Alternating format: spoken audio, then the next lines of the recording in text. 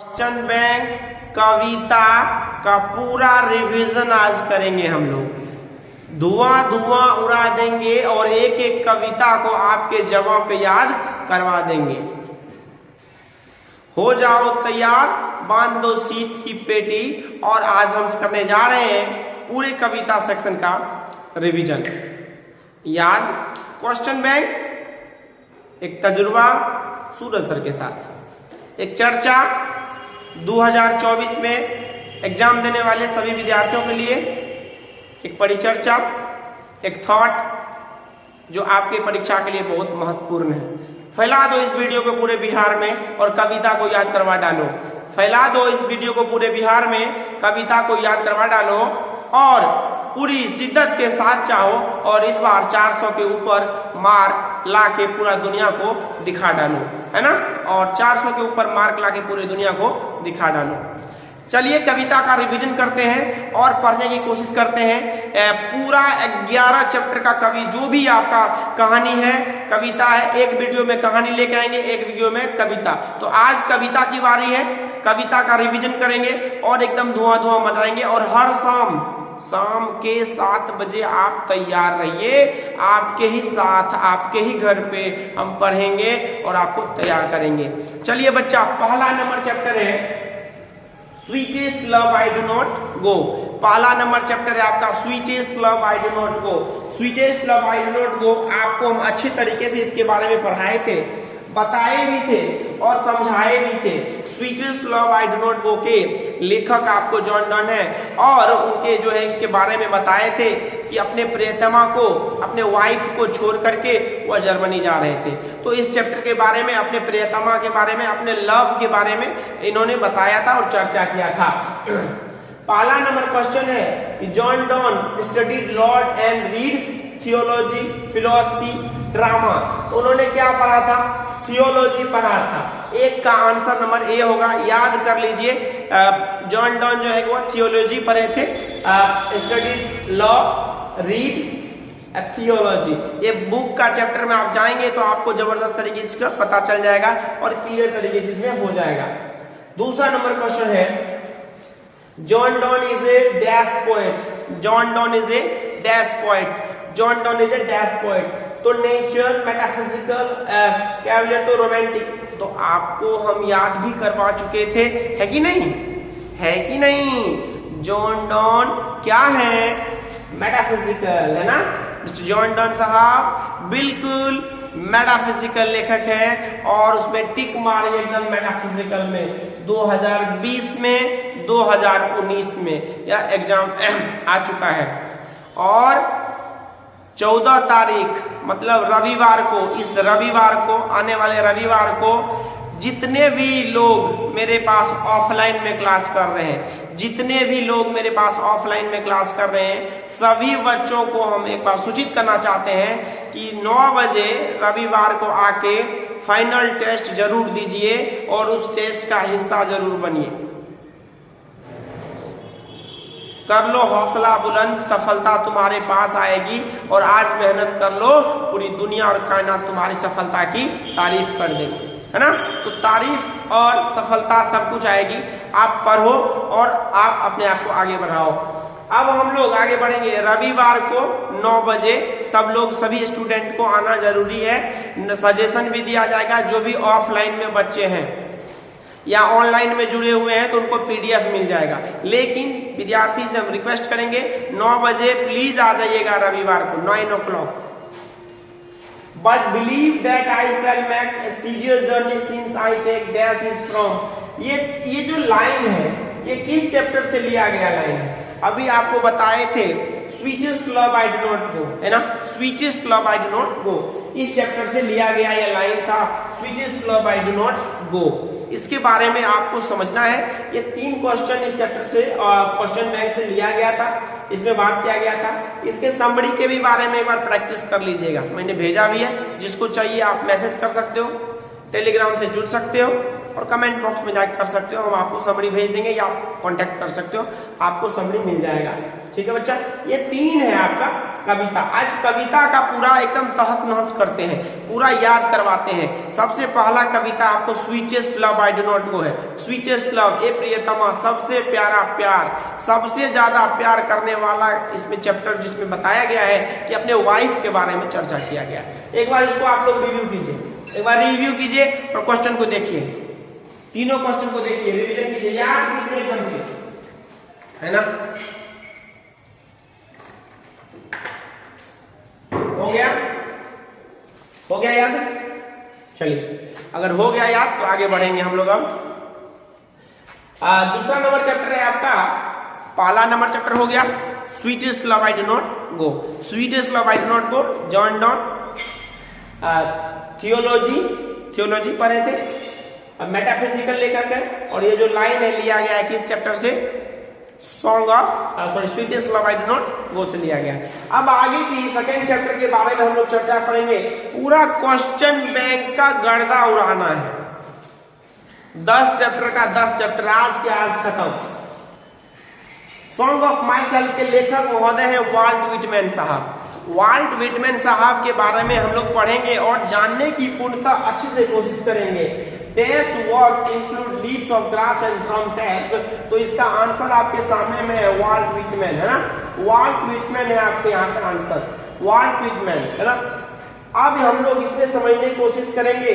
दूसरा नंबर जो है कि चैप्टर, दूसरा नंबर क्वेश्चन है, I celebrate my self and Singh my self dash from, dash is from, मतलब ये जो लाइन है कविता का किताब जब भी आप उल्टाएंगे, कविता पढ़ेंगे तो उसमें पहले ही लाइन में लिखा हुआ है I celebrate my self and Singh my self. तो कौन से चैप्टर से लिया गया है? तो सॉन्ग ऑफ माई सेल्फ से लिया गया है, सॉन्ग ऑफ माई सेल्फ। इसके लेखक महोदय हैं वाल्ट विटमैन साहब, जो कि बहुत ही अच्छे तरीके से इसमें जो है कि किए हैं और पूरा कविता का याद करवा देंगे। आज ही कविता याद हो जाएगा आपको, आज के बाद आप भूल ही नहीं सकते हो। पूरा कविता का रिवीजन ही रिवीजन।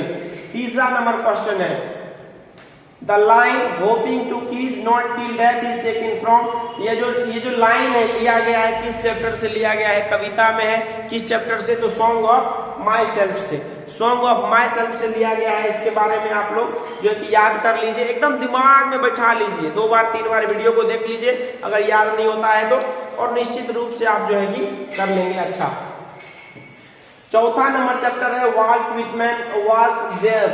अब बताइए आप कहाँ के हैं वाल्ट विटमैन साहब? तो वो अमेरिकन है। आप आंसर बताइए, कमेंट बॉक्स में जाइए और आंसर बताइए। 4 नंबर का Walt Whitman was dash, Walt Whitman was dash, क्या है वाल्ट विटमैन? प्लीज इसको जो है कि रिवीजन कीजिए और इसको समझने की पूरा कोशिश कीजिए और अच्छे तरीके से। रोज शाम में 7 बजे जो है कि ऑनलाइन आएंगे एग्जाम के दिन तक बढ़िया से, और चैनल को अपने दोस्तों के साथ शेयर कीजिए, 10 20 50 दोस्तों के साथ शेयर कीजिए और हमको भी मोटिवेशन मिलेगा, जोश मिलेगा और आपको मस्त तरीके से हम सिखा देंगे बच्चा, है ना। अब आगे एक समरी लिखना है इसका, सॉन्ग ऑफ माई सेल्फ का क्या करना है बच्चा? समरी लिखना है, समरी भी लिखना है और अच्छे से जानना भी है और अच्छे से इसका पहचानना भी है। Right the summary of song of my self, song of my self के समरी लिखना है। ये देख सकते हैं समरी के बारे में भी क्वेश्चन आया है 2011 में, 2014 में, 2017 में, 2021 में क्वेश्चन आ चुका है। तो क्वेश्चन बार बार रिपीट हो रहा है, आप समझने की कोशिश कीजिएगा, जितनी बार प्रैक्टिस कीजिएगा, जितना अध्ययन कीजिएगा, रोज रोज नया आपको सीखने को मिलेगा। स्टूडेंट वही अच्छा होता है जो रिवीजन करता है, विद्यार्थी वही अच्छा होता है जो रिवीजन करता है। चाहे कोई भी इंसान हो, जीवन में अगर रिवीजन आपका है ना तो definitely you will get success. I am telling, हम बोल रहे हैं। चलिए आगे बढ़ेंगे। And what I assume you shall assume for dash every atom belonging to me as good belongs to you. आप बताइए यहाँ के बारे में, ये कभी एक्सप्लेन में बोला गया है कि इसका एक्सप्लेन करो, तो एक बार इसका भी जा करके एक बार एक्सप्लेनेशन देख लीजिएगा और अच्छे से पढ़ लीजिएगा, खूब सारा मस्ती आएगा और इसमें आपको पढ़ने का मौका मिलेगा। ठीक है बच्चा, तो ये आपका था 2 नंबर चैप्टर। पहला नंबर चैप्टर था आपको sweetest love I do not गो। दूसरा नंबर चैप्टर हम लोग पढ़े song of my self, song of my self के बारे में पढ़े और आपको sweetest love I do not गो के बारे में पढ़े। तो 2 चैप्टर आपका क्लियर हो गया है, क्वेश्चन बैंक में कोई प्रॉब्लम नहीं है। एकदम एग्जाम के दिन तक ये वीडियो रहेगा, एकदम अच्छे से एकदम अध्ययन कीजिए और पूरा कविता का रिवीजन कीजिए आप। चलिए आगे हम लोग पढ़ेंगे। नेक्स्ट चैप्टर है आपका now the leaves are falling fast. क्या है बच्चा? Now the leaves are falling fast. Now the leaves are falling fast है यहाँ पर। तो देखते हैं इसका क्या सिस्टम है, क्या किस तरीके से है इसका।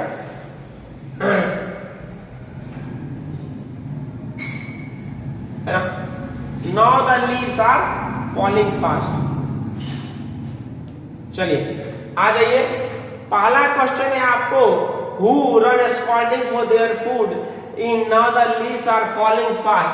तो ये किसके लिए बात किया गया है इसमें आपको जो है कि आप देख लीजिए, who run scudding for there, तो ट्रोल्स है ना, इसमें एक वर्ड है ट्रोल्स, इसका इसमें आंसर हो जाएगा ए नंबर। आपको ए नंबर आंसर आपका हो जाएगा। 2 नंबर का है आपको, now the leaves are falling fast talks about the days of human life. ये किस चीज के बारे में बात किया गया है? तो फ्रस्ट्रेशन के बारे में बात किया गया है। फ्रस्ट्रेशन ए नंबर में आंसर हो जाएगा आपका। Now the leaves are falling fast talks about the days of human life. तो फ्रस्ट्रेशन, तो इंसान जीवन में बहुत फ्रस्ट्रेट रहते हैं, जीवन में ना कभी वो संतुष्ट नहीं होते एक चीज से, हर दिन नया नया कुछ ना कुछ उसको अपने आप में वो कोशिश करते हैं समझने का, बात करने का, हर चीज में जो है कि वह ढलने का।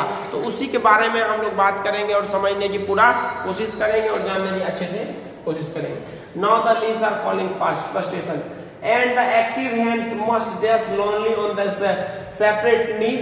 अब यहाँ पे आप बताइए, 3 का आंसर हो जाएगा आपको सी, फ्रीज हो जाएगा आपको। 3 का आंसर हो जाएगा आपको सी, फ्रीज। जब जो है कि इंसान का बहुत या किस तरीके से अकेलेपन में हो जाता है, तो now the leaves are falling fast कहीं उसी के बारे में बात किया है, इंसान का किस तरीके से पत्ते अब तेजी से झड़ रहे हैं। तो हम लोग दिन ब दिन रोज जीवन काटते हैं, तो हम लोग मौत के ही तो और बढ़ रहे हैं। जीवन में कोई भी इंसान हो, जीवन में कोई भी व्यक्ति हो, तो सबसे पहले समझने की कोशिश कीजिए कि वो एक मौत के ही तरफ वो बढ़ रहा है, कब्र के तरफ बढ़ रहा है, आगे मौत ही है और कुछ भी नहीं है आपके पास option.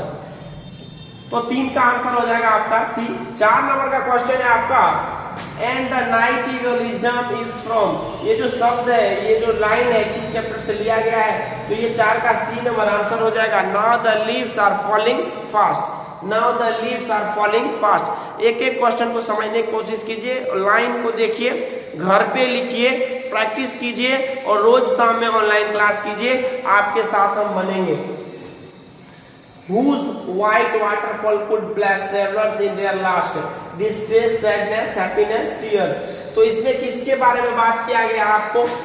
Whose white waterfall could bless travelers in their last distress। 5 का आंसर नंबर हो जाएगा डिस्ट्रेस आपका, है ना, सैडनेस, दुखी भी है लोग, इंसान इस दुनिया में। ओड टू ओटोमन है यहाँ पे आपको, ओड टू ओटोमन यहाँ पे आपको है। अब ओड टू ओटोमन के लेखक है जॉन किट्स। पूरा कविता का आज याद करा देंगे। जॉन किट्स है आपको यहाँ पे। Thou watchest the last causing ours is from। ये जो लाइन है ना, ये लाइन जो है वो किस चैप्टर से लिया गया है ना? तो यहाँ पे इस चैप्टर का ओड टू ओटोमन से लिया गया है। Listen to me carefully. If you want to understand about anything, no, any chapter, no, just you need to read it properly first. Just try to read it and then go for it. Just try to read and go for the revision. You will learn whatever you have a question, whatever you have a problem. You know, always you try to solve whatever you have things, right? आप revision कीजिए, जितना revision करेंगे उतना ज्यादा फायदा है आपको। 2 number का क्वेश्चन है, to bend with apples the most cottage cheese is. ये देखिए कविता का लाइन है ना, ये आपको कविता का लाइन है। अब ये किस चैप्टर से लिया गया है? तो आप बताइए इसमें। तो ओड टू ओटोमन से लिया गया, ओटोमन चैप्टर से लिया गया है ना, और उसके बारे में इसमें बात किया गया है। जॉन किट्स के बारे में बात किया गया है ना, और जॉन किट्स किस तरीके से इस चैप्टर में बिहेव कर रहे हैं आपको अच्छे तरीके से और भी वीडियो में हम पढ़ा चुके हैं। तो प्लीज आप जो है कि वीडियो के साथ बने रहिए, और भी वीडियो में आप आएंगे तो आप अच्छे से समझ लीजिए। अभी हम क्वेश्चन बैंक का पूरा रिवीजन करा रहे हैं, तो आप इसमें समझिए। पहला चैप्टर आपका था स्वीटेस्ट लव, दूसरा था सॉन्ग ऑफ माई सेल्फ, तीसरा now the leaves are falling fast, चौथा ओड टू ऑटमन, है ना। ये 4 चैप्टर अभी हम लोग पढ़े हैं। आगे देखिए चैप्टर कौन सा है आपका, है ना। यहाँ पे आपको चैप्टर होने वाला है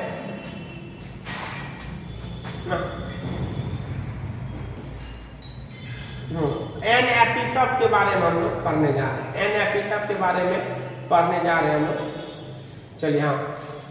and when I crumble who will remember who is I in the line.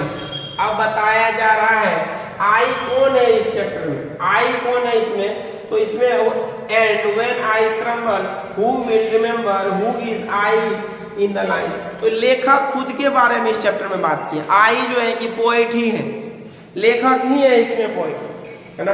तो मिस्टर वॉल्टर डेलामेयर साहब इसमें जो है कि लेखक ही इसमें है।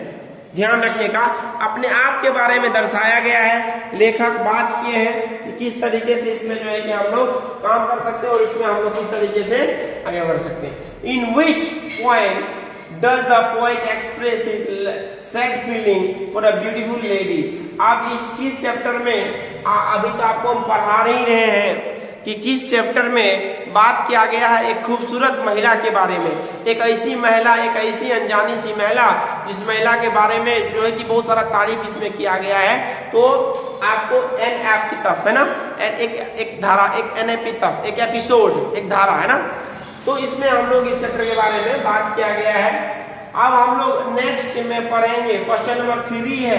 क्वेश्चन नंबर 3 है Walter de la Mare makes us aware of the dash.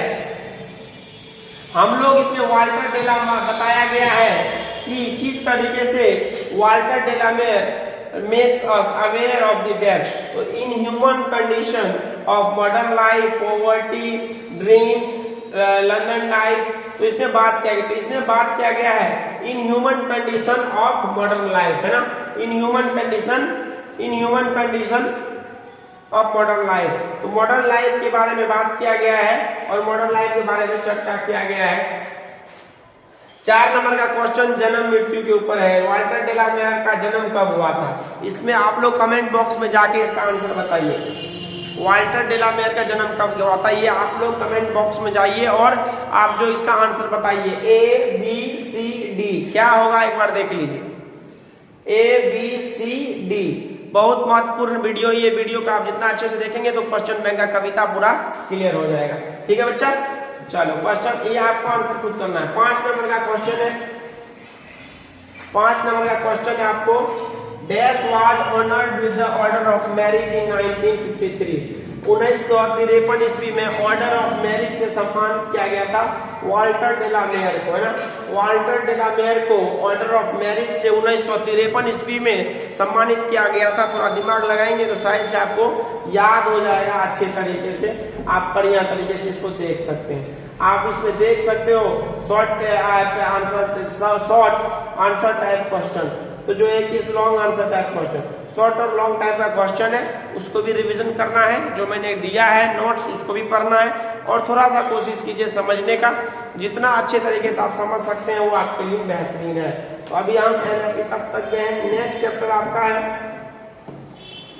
है ना, नेक्स्ट चैप्टर आपका है दी सोल्जर।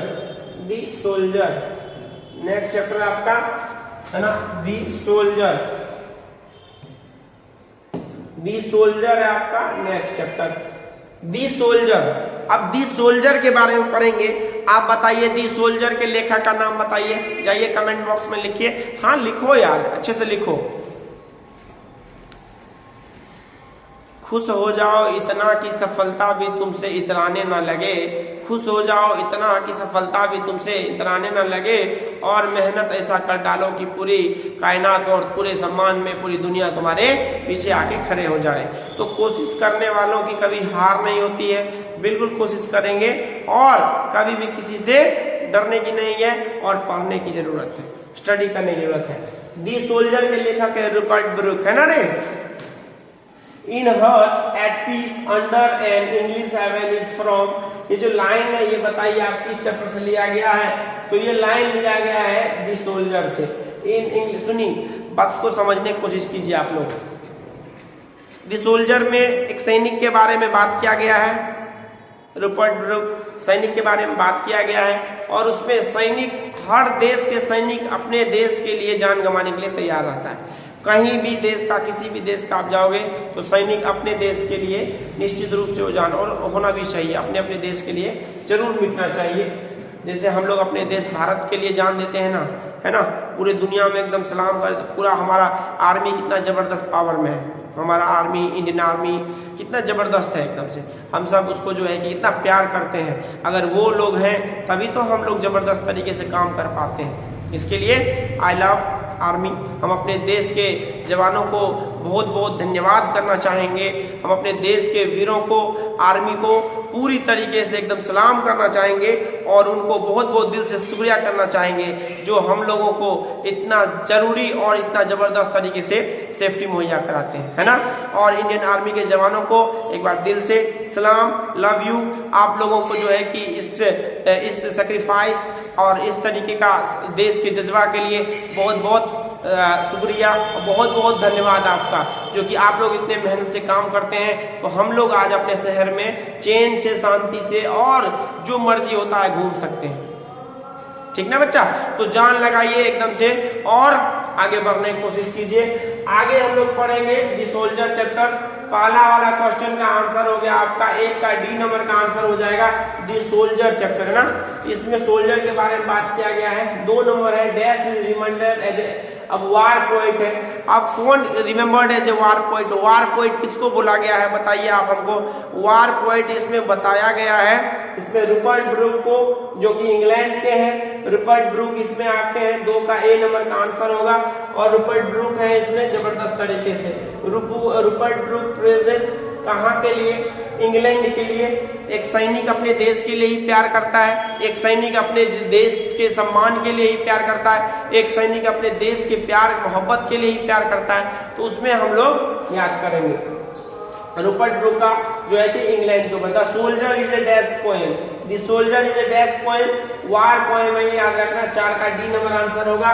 एक इसमें वार के बारे में बात किया गया है, जो है कि युद्ध के बारे में बात किया गया, और अपने देश की सेफ्टी के बारे में बात किया गया है। किस तरीके से अपना देश, किस तरीके से अपना सम्मान, किस तरीके से लोग अपने आर्मी वाले अपने देश के लिए जान देने के लिए तैयार हो जाते हैं। तो उसी तरीके से इस चैप्टर में हम लोग बात किए हैं। तो द सोल्जर जो है वार है, ये वार पोएम है। ए डस्ट हुम, अब बताया गया ए डस्ट हुम डैश बोल सेफ्ट मेड एंड अवेयर। इसमें आपको आंसर हो जाएगा, आप बताइए। तो इंग्लैंड के बारे में बात किया गया है। इंग्लैंड के हर सैनिक अपने देश की मिट्टी से ना बड़ा प्यार करता है। वो चाहता है कि मेरा अगर अंतिम इच्छा हो ना, और मेरा जान भी अगर किसी चीज के लिए जाए ना, तो मैं अपने देश के लिए मरूं, अपने देश के लिए मिटूं। मेरा देश ही सब कुछ है, मेरे देश छोड़ के मेरे दुनिया में कोई बिल्कुल नहीं है। आगे चलिए पढ़ेंगे। 6 नंबर का है आपका the images and phrases of dash run through the poem the soldier. अब बताइए इसमें किस देश के बारे में बातें हैं? The images and phrases of England run through the poem. पूरा कविता में इसमें इंग्लैंड के बारे में बात किया गया है, क्योंकि ये लेखक महोदय भी इंग्लैंड के ही लेखक महोदय हैं, सैनिक हैं, तो अपने देश के ही लिए ही इन्होंने लिखा है, इन्होंने इस देश के ही बारे में बात किया है। तो इसमें हम लोग सोल्जर के बारे में पढ़े हैं। अगला चैप्टर है हमारा मैकेविटी द मैस्ट्री कैट। अगला चैप्टर है हमारा मैकेविटी द मैस्ट्री कैट। एकदम जबरदस्त तरीके से याद करते चाहिए बच्चा लोग। Macavity the mystery cat, Macavity the mystery cat has been taken from. अब आप ही बताइए इसका क्या आंसर होगा। मैकेविटी द मैस्ट्री कैट जो है कि किस चैप्टर से लिया गया है, कहाँ से लिया गया है, आगे हम लोग इसमें पढ़ेंगे, जानने की पूरी तरीके से कोशिश करेंगे। है ना, चलिए। तो 1 नंबर का आंसर आप लोग बताइए हमको। 1 नंबर का आंसर बताने की कोशिश कीजिए, क्या है?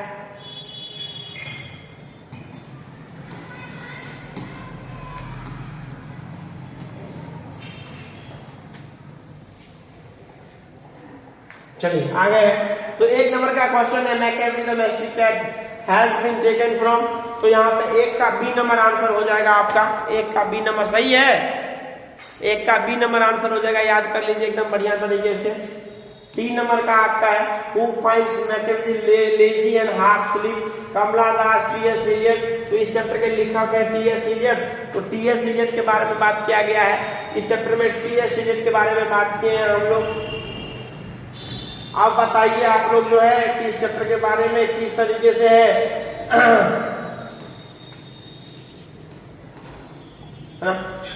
3 का है, 3 का टी.एस. इलियट आपका।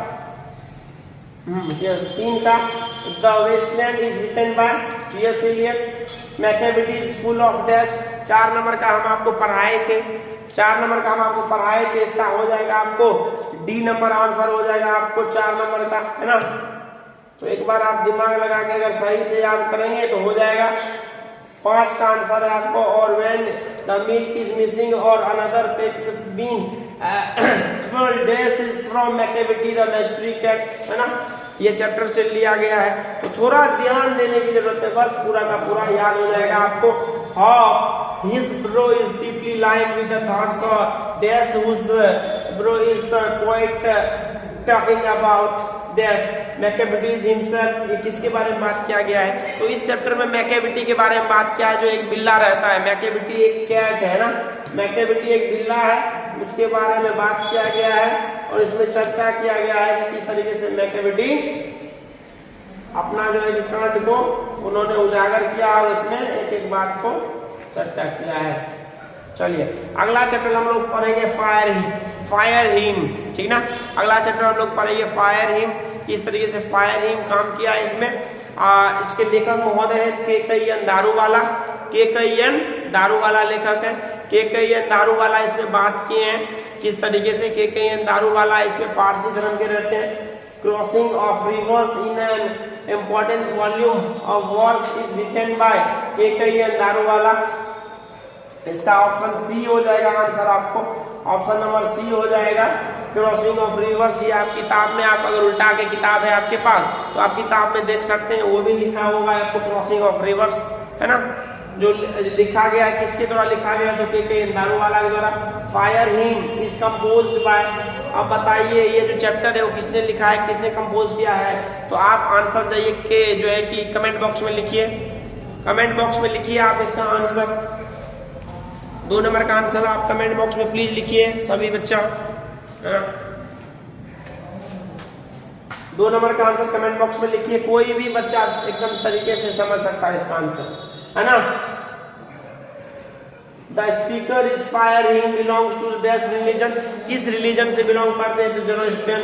एक 3 का सी हो जाएगा आपका आंसर, 3 का आंसर सी हो जाएगा आपका, 3 का आंसर आपको fire hymn belongs to, the speaker in fire hymn belongs to dash religion, है ना, किस धर्म से बिलोंग करते हैं। Who has violated the tradition of religion by permitting D.H. Lawrence, Kamala Das, K N. Daruwalla and जो है कि टी.एस. इलियट। इसमें के.एन. दारूवाला के ऊपर टिक मारी एकदम, 4 का से एकदम से सी एकदम से लगाइए, के.एन. दारूवाला के ऊपर बात कीजिए।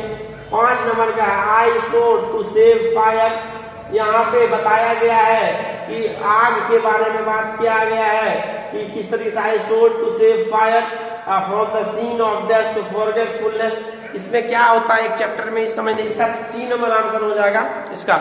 इसमें क्या होता है बच्चा कि ये आग अपना काम करना भूल जाता है और कभी कभी क्या बॉडी को आधा सा जला करके छोड़ देता है। क्या होता है, ये जो दूसरे धर्म का आदमी रहता है, लेकिन ये जो दूसरे धर्म का आदमी रहता है इस चैप्टर में, वो बेचारा बड़ी परेशानी में, वो टावर ऑफ साइलेंस तो बहुत दूर रहता है, 1000 किलोमीटर दूर रहता है, जिसके वजह से जो है कि बिल्कुल ही जो है कि वह नहीं जा सकता था, असमर्थ था वहां जाने में। तो अपने फर्स्ट बेबी को उन्होंने आग के हवाले कर दिया था, पहला बच्चा को 20 साल पहले, और तो वहाँ पे, और आग जो स्मशान घाट था वहाँ पे अपने पिताजी के साथ हो गया था। क्वेश्चन है किसके साथ, अपने फादर के साथ गए थे, और वहाँ पे फर्स्ट बॉर्न बेबी को उन्होंने जो है कि आग के हवाले किया था। तो आग से माफी भी मांगा था कि उनसे गलती हो गई थी, क्योंकि उनके धर्म में दफनाना था, तो उन्होंने क्या किया था, आग से उनको, तो उन्होंने आग से माफी भी मांगा था।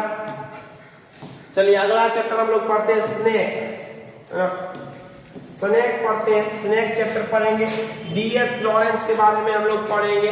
He lifted his head from his drinking। अब आप सांप के बारे में इस चैप्टर में है। अब बताइए आप ही की जो डीएच इसमें लेखक आए थे वह क्या करने के लिए आए थे वहां पे? स्नेक को वाटर टैप के पास आए थे ना, पानी पीने के लिए सांप आया था वहां पे। तो स्नेक है ना, he lifted his head from his drinking is from कौन से चैप्टर से है? तो स्नेक चैप्टर से ये। D H Lawrence extols the values of primitive life in the snake fire him. तो स्नेक चैप्टर से इसका भी आंसर होगा आपका, दो का भी आंसर आपको स्नेक ही होगा, है ना। अगला है आपको यहाँ पे 3 नंबर का, यहाँ पे आपको and stop there and drink little more is from कौन से चैप्टर से लिया गया है? तो आपको यहाँ पे आंसर नंबर सी हो जाएगा, आपको याद कर लीजिए इसका 3 का आंसर नंबर सी हो जाएगा। आप यहाँ से अच्छी तरीके से समझ लीजिए। 4 नंबर का है the snake looked at the poet happily, जो है कि यहाँ पे आंसर नंबर डी हो जाएगा। आपको आंसर नंबर डी हो जाएगा।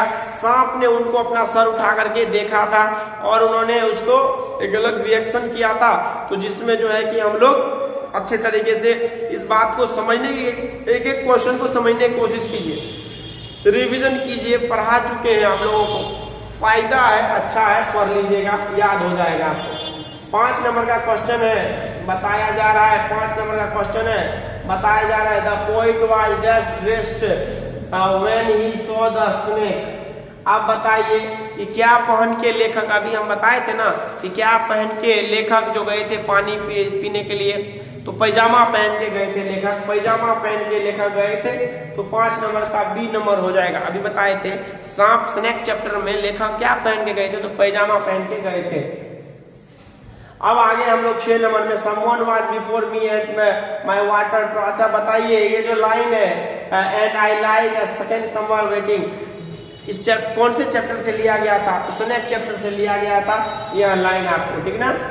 पानी के पीने से लेखक जो गए थे पानी पीने के लिए, उससे पहले ही कोई मौजूद था। कौन मौजूद था? तो सांप मौजूद था पहले से ही वहां। The poet is dash the snake running away afraid. तो 7 नंबर का यहाँ पे आपको हो जाएगा, 7 का आंसर हो जाएगा आपको B, the poet is afraid the snake. 7 का आंसर हो जाएगा आपको बी। थोड़ा सा ध्यान दीजिएगा तो निश्चित रूप से इसमें आप सफल हो सकते हैं और आपको याद हो सकता है। स्नेक चैप्टर हो गया। स्नेक चैप्टर का थोड़ा सा रिवीजन कर लीजिएगा।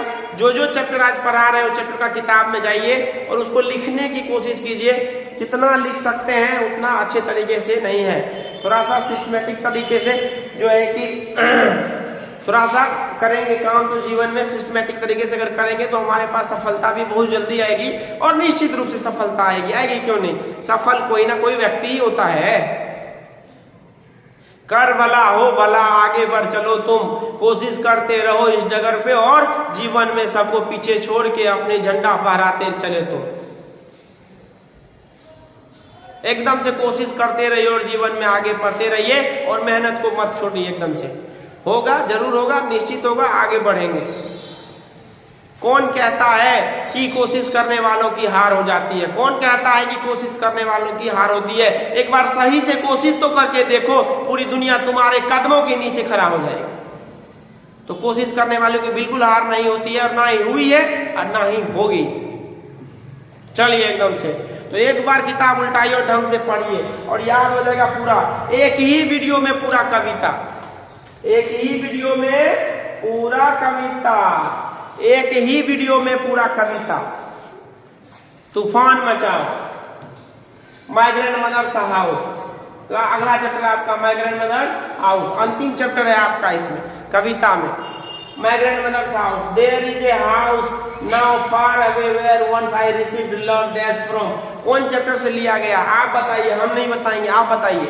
आप जाइए आंसर में बताइए। तो माय ग्रैंड मदर्स हाउस, एक का सी, टिक मार दे सी में। आप बताओ, टिक मार दे, यस और नो, यस या नो, बताइए ना जी। हाँ यस, तो एक का आंसर हो जाएगा आपको सी, 2 का है Kamala Das is a dash poet, American, Indian, African. कहाँ के लेखिका है? इंडियन लेखिका है ना, इंडियन लेखिका है। कौन? कमला दास, इंडियन लेखिका है। Who wrote the old play house and other poems.